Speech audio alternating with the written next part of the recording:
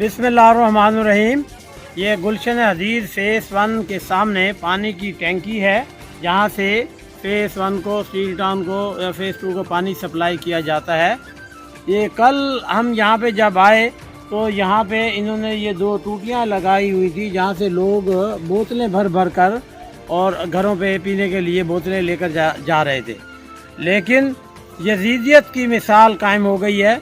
ये पीछे आप देख रहे हैं, पानी भी आपको नज़र आ रहा होगा कि ज़ियाउर रहमान ने आर्डर जारी किया है कि पीछे से वाल बंद कर दो और ये टूटियों को काट दो। उन्होंने ये टूटियों को काट दिया और पीछे से ये वाल जो है ये बंद कर दिए और पानी बिल्कुल बंद कर दिया है।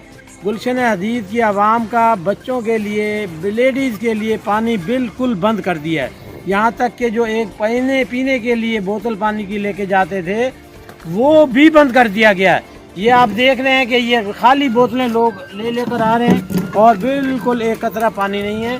और ये टूटियाँ बिल्कुल बंद कर दी हैं, वाल बंद कर दिए हैं, बल्कि यहाँ से उखाड़ दिए गए हैं। ये बहुत बड़ी जदीदियत की मिसाल है। अल्लाह ताला इनसे पूछेगा, इंशाअल्लाह ताला मकाफ़ात अमल होता है।